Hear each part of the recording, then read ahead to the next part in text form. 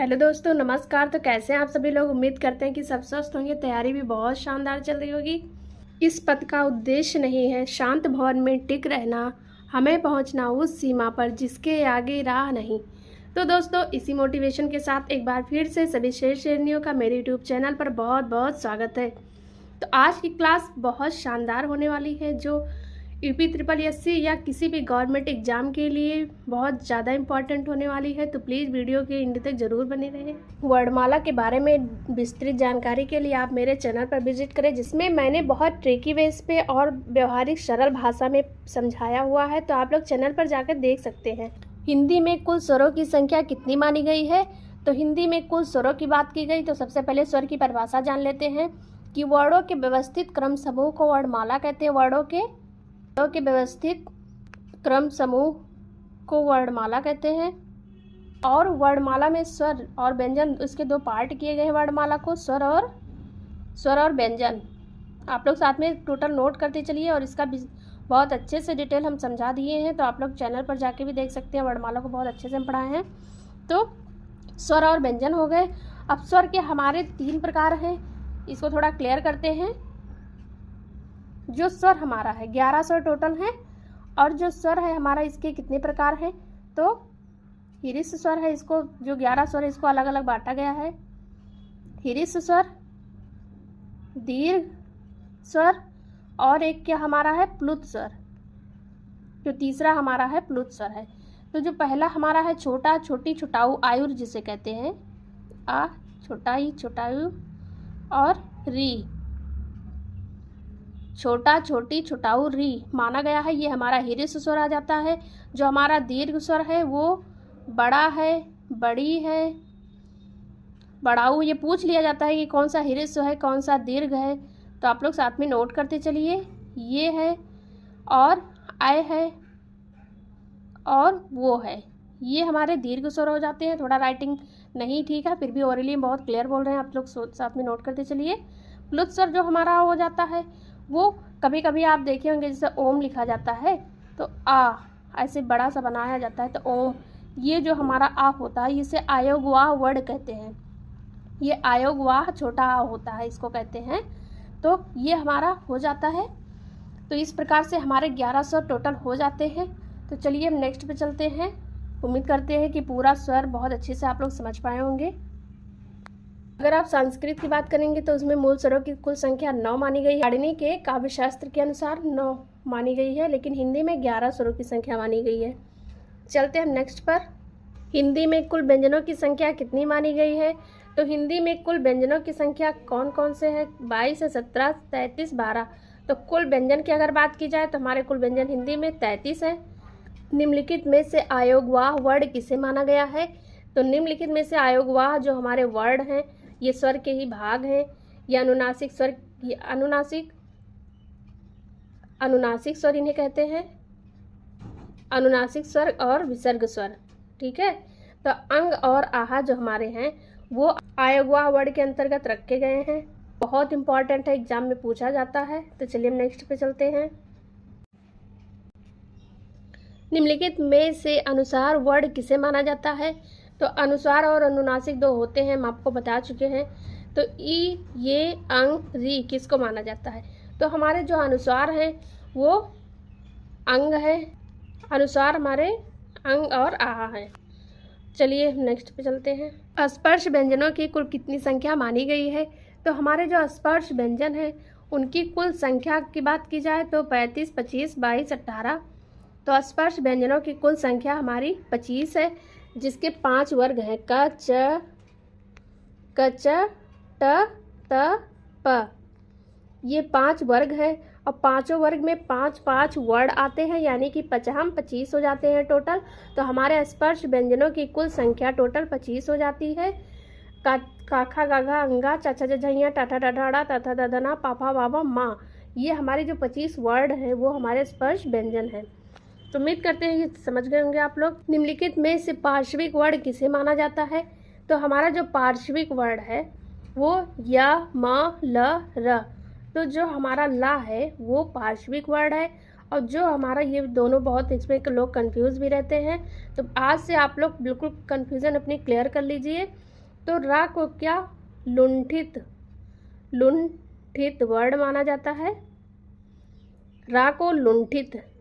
ला को पार्श्विक वर्ड माना जाता है कि ला अगर हम ला का उच्चारण करते हैं तो हमारी जीभ की जो ये अगला नोक होता है, पार्श्व होता है, ये हमारे तालु को टच करता है, तो इसे पार्श्विक इसीलिए कहते हैं। जो हमारा रा लुंठित है, रा ये रा को करो तो जीभ थोड़ा घूम जाती है नीचे की तरफ, तो इसीलिए ये लुंठित वर्ड है। रा मतलब ये घूम जाता है, रा थोड़ा फड़फड़ा के निकलता है ना, रा बोलो उच्चारण करने पे स्पष्ट हो जाता है बिल्कुल। तो ला हमारा पार्श्विक है, जो हमारे जीभ तालु को टच करता है अगला भाग, और जो रा हमारा है वो लुंठित वर्ड है। तो आज के बाद आप लोग नहीं भूलेंगे। छा वर्ड किन किन वर्डों के युग्म से मिलकर बना है, ये वेरी इंपॉर्टेंट मारिए इसे, ये बहुत इंपॉर्टेंट क्वेश्चन है। ये बहुत बार इसका मतलब 4 होते हैं ना ये, तो हमारे जो संयुक्त व्यंजन के अंतर्गत आता है, तो हमारे संयुक्त जो व्यंजन होते हैं, संयुक्त व्यंजन के अंतर्गत आता है तो हमारे कौन कौन से हो जाते हैं, छ, त्र, ज्ञा और श्रा हमारा एक हो जाता है। तो इसके जो किस किस चीज़ से मिलकर बना हुआ है, इसका ये बहुत ज़्यादा पूछा जाता है। तो हमारा जो छा होता है वो क, मतलब इसमें नीचे हलंत रहेगा, तो यानी कि वो आधा माना जाता है वर्ड, तो क के नीचे हलंत रहेगा, प्लस शा ये षटकोण वाला यानी कि मूर्धन्य शा रहेगा, इसे मूर्धन्य शा बोलते हैं। तीनों शा के बारे में बहुत अच्छे से अंतर हम चैनल पर बता चुके हैं, तो आप लोग जाकर देख सकते हैं। और त्रा जो होता है हमारा वो आधा ता प्लस रा। जो हमारा ज्ञा होता है वो ज प्लस इया से बना होता है। जो हमारा श्रा होता है ये ताला विषाई से बोलते हैं, तो आधा शा प्लस रा से मिलकर के बना होता है। ये बहुत ज़्यादा इम्पॉर्टेंट है, तो आप लोग प्लीज़ साथ में सारा नोट करते चलिए कि जो हमारा छा है तो इसमें से हमारा वर्ड क्या हो जाएगा, छा प्लस वा, फा प्लस मा, का प्लस शा, तो हमारा वर्ड ये सही हो जाएगा, क प्लस शा। तो इस प्रकार से आप लोग साथ में नोट कर लीजिए, ये बहुत ज़्यादा इंपॉर्टेंट है। कोई भी एग्जाम हो, वनडे एग्जाम में, हर वनडे एग्जाम में मतलब इन चारों में से एक ना एक पूछ ही लिया जाता है, तो आप लोग साथ में नोट करते रहिए। चलते हैं नेक्स्ट क्वेश्चन पर। में से मूर्धन्य वर्ड कौन सा माना जाता है, तो हमारा जो मूर्धन्य वर्ड है इसका हम बहुत अच्छे से सब उच्चारण स्थान सारा इसका फार्मूला चैनल पर बता दिए हैं, तो आप लोग जाकर देख सकते हैं। और हाँ, जो मेरे चैनल को सब्सक्राइब नहीं किए हैं तो प्लीज़ मेरे चैनल को सब्सक्राइब कर लीजिए। बहुत अच्छे से और बहुत व्यवहारिक भाषा में हम हिंदी और जीएस को समझाते हैं। आइए देखते हैं कि जो मूर्धन्य वर्ड हमारा है वो, इसका सबसे पहले ऋतु रषाणाम मूर्धा इसका फॉर्मूला होता है। ऋतु रषाणाम मूर्धा यानी कि इसके अंतर्गत इतने वर्ड ऋतु रषाणाम आ जाते हैं। तो इसमें सबसे पहले इसका ऑप्शन देख लेते हैं, या को, मा को, ला को, रा को।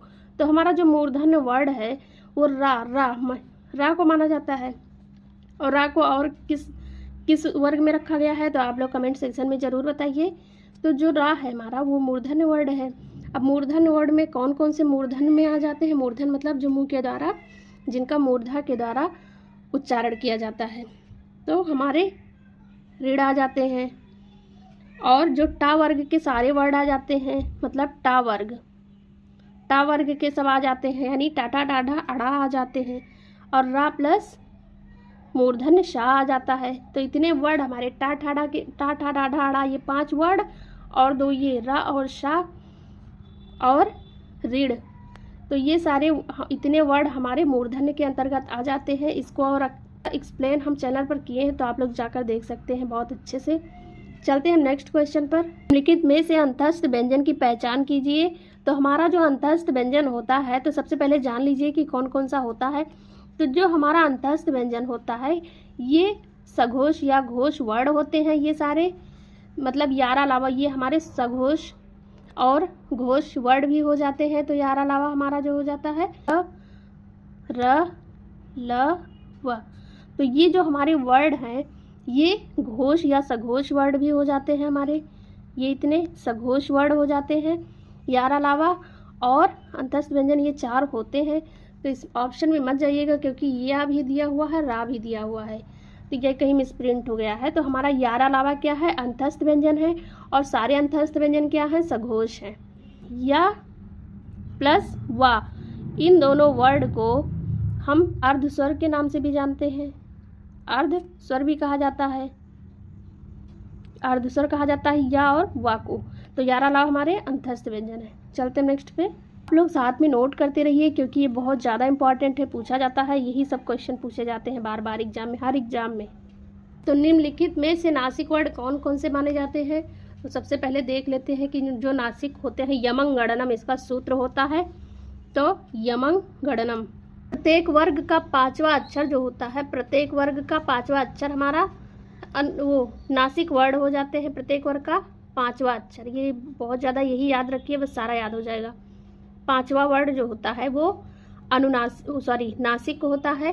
तो हमारा पाफा बाभा माँ जो हो जाता है हमारा, वो नासिक वर्ड हो जाता है। तो यमंग गणनम यानी काखा काखा अंगा, चाचा जाजा इया, टाठा डाढ़ा आड़ा, ताथा दाधा ना, पापा बाबा माँ।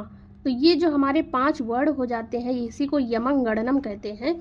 तो यही हमारा क्या हो जाता है, ड़ा इया णा ना माँ, ये हमारे 5 वर्ड जो हैं वो नासिक वर्ड कहलाते हैं। एक क्वेश्चन के माध्यम से हम इतना सारा डिटेल में इतने अच्छे से कंटेंट दिए हैं। ऐसे ही कंटेंट के लिए आप मेरे चैनल पर यदि नए हैं तो प्लीज़ मेरे चैनल को सब्सक्राइब करें। अगर हम आप लोग के लिए इतना मेहनत करते हैं तो आप लोग भी अपना स्नेह दीजिए, मुझे सपोर्ट करिए, मेरे वीडियो को लाइक करें, बेल आइकन प्रेस कर लें, क्योंकि इसी प्रकार से बहुत अच्छे से कंटेंट आप लोगों तक पहुँचता रहे। तो चलिए हम नेक्स्ट क्लास में मिलते हैं, तब तक के लिए राम राम।